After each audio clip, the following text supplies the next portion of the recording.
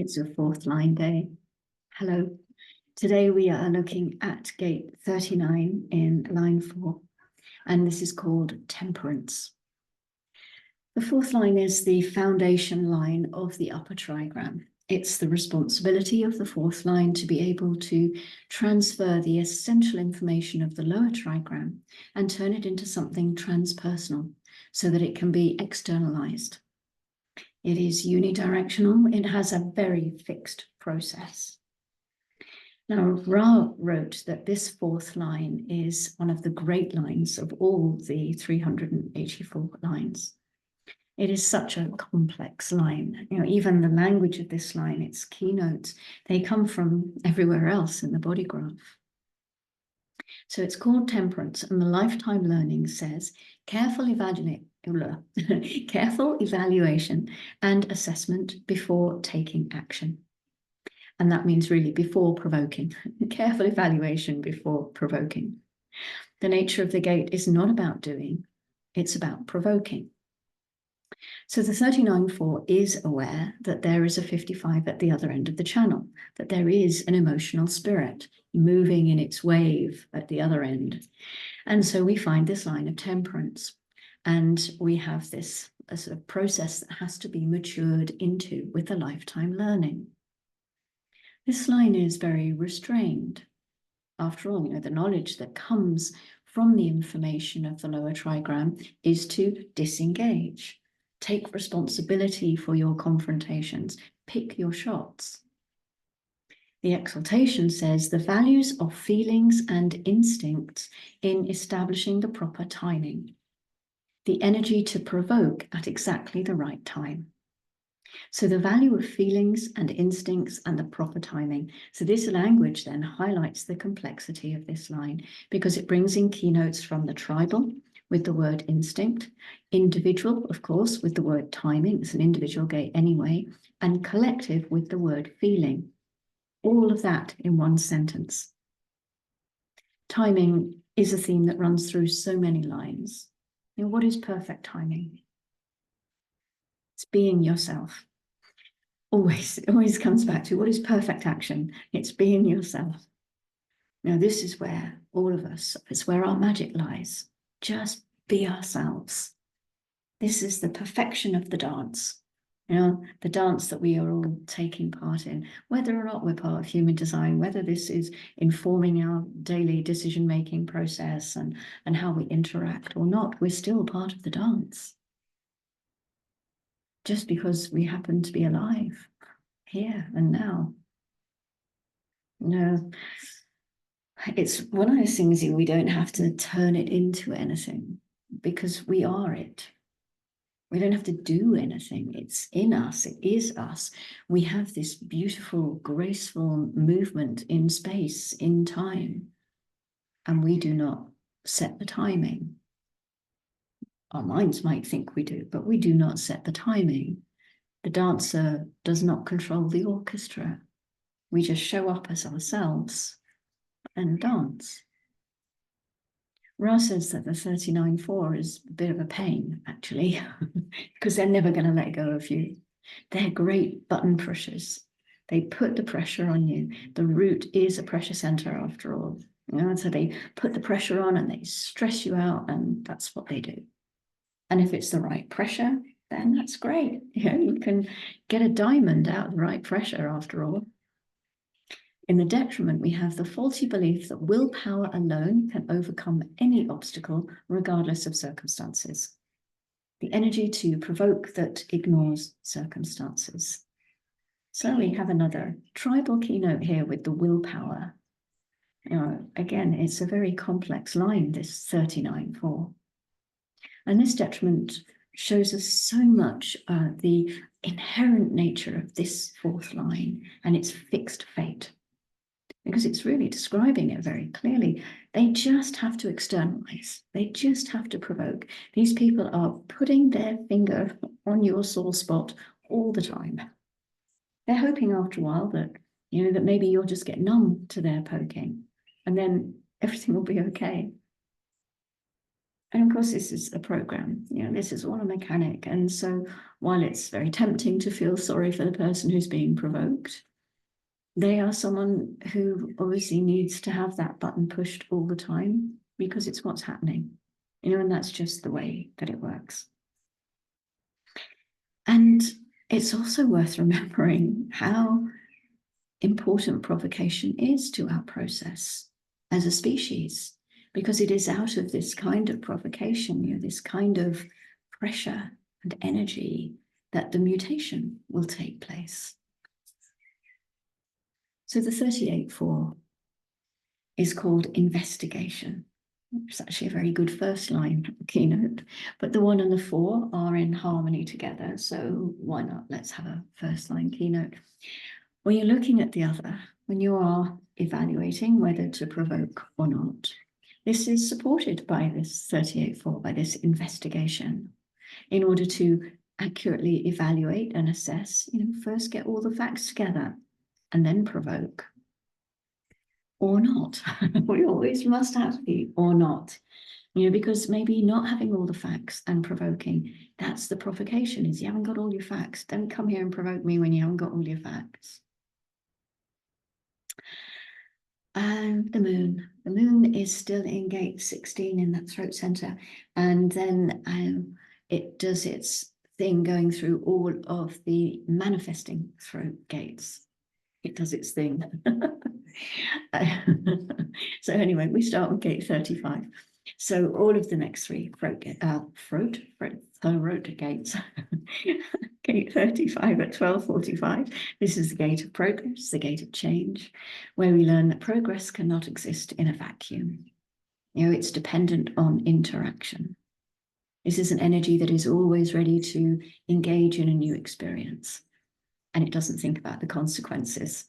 And there can be a deep curiosity and a deep desire for change. And it's driven by the need to experience a real depth of feeling. And it's always on the lookout for the next thing, the next experience. As soon as one experience ends, where's the next one? Where's the next one? And if there isn't one, then that can be quite depressing. It can be there can be a restlessness or boredom here when there's no new experience to come in. But it's not about finding lasting satisfaction, this is the only experience I'll ever need to have, because it's collecting experiences, and each of those experiences gives a different lesson. And that's how we learn as a collective. It's having all of the different things, and it gets passed on up the line, goes into the head. It's all very confusing, and it comes down and it's rationalized, and it's made into a sense is made out of it, and then it can come down, it becomes an idea, and then it can be expressed out through the throat. So it has this whole journey. We don't just have one experience and then that's the end, nothing ever happens with it, and it falls into a black hole somewhere. Gate 45 at 22:40, this is the gathering together, the tribal throat gate, because the 35 is collective, and we have the tribal, and then we have the individual. So all of these circuits are represented in these 3 manifesting throat gates. So this is the tribal leader. This is the one gathering together all the resources and guiding others to manifest what is needed for survival and for prosperity without sacrificing their own interests. This is really important, because you end up with someone, potentially a projector certainly, who can be very bitter, or who can be very frustrated if they're a generator, and very angry if they're a manifestor, if their own needs are not taken into account. So we have a channel here at the moment because the moon in 45 is meeting the North Node in 21, and this is the money line. And Ra told us that this was a difficult channel to have, and we discussed this a couple of transits back when the sun was moving through gate 45. So as the 21 wants to be in control and not ever controlled, the 45 wants to delegate and not do the work itself, and so the energy can be a little bit uncomfortable. He said it actually will work better as an electromagnetic if each one knows its place, and the king isn't trying to control and the controller isn't trying to rule. So as long as each one knows what they're supposed to be doing, which is of course the same for any electromagnetic, then it can work and it can have a harmony of a sort. It's a tricky line sometimes, though. Channel even, it's a tricky channel. And then the final of these three manifesting gates is gate 12, and this is our individual manifesting gate, and that's at 8:39 tomorrow morning. The gate of standstill, the gate of caution, and the individual throat gate with an ability to articulate unique perceptions, when it's in the mood, because mood and timing, this is all the individual keynotes. The moon is activating the channel because it's meeting Saturn in 22. So we have the channel of openness, where we know that right timing is absolutely key. This is a channel of romance. It's very acoustic, and it needs to be in the right mood to eat or sing or sleep or dance or anything else. Honoring the mood is a great lesson for this channel. It's really difficult to honor your own mood sometimes when you've got other people around you who may not understand and who want you to do things on their timing or on the what is society's approved timing, if you like. But to do it in your own timing, how selfish. It's very tricky having any of these things where you're going against what other people expect of you. And it can be one of those things, I think, then when you come into human design and you decide that you're really going to commit to your experiment and you dedicate yourself to that, it's one of the reasons why people fall away. People from sort of before human design, PhD, because they don't know you anymore. The authentic you doesn't necessarily play the same games that you used to play, or doesn't compromise in the same way. It doesn't put others before itself, or themselves, because we're not it, are we?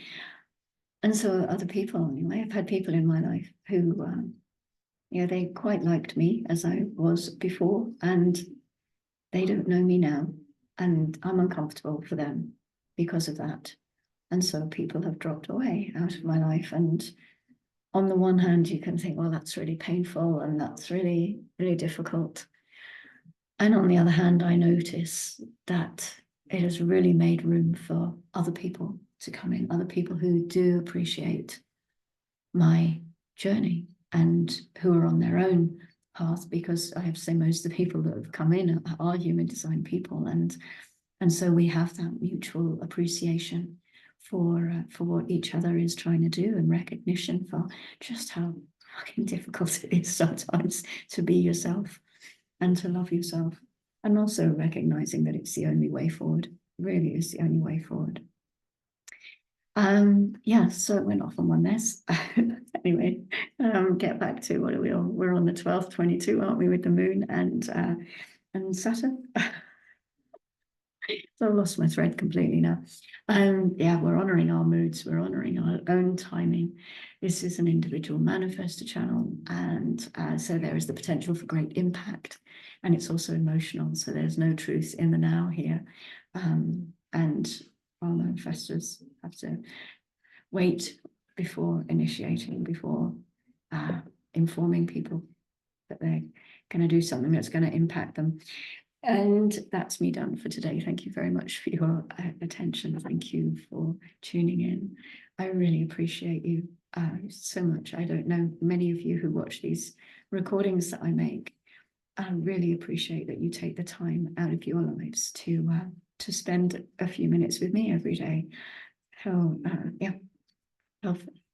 love to all of you for that, and for recognizing this projector, because I get a lot of very beautiful comments and a lot of lovely feedback that is very recognizing, and I appreciate that. So I will see you for line 5 tomorrow, and until then, go gently as always, and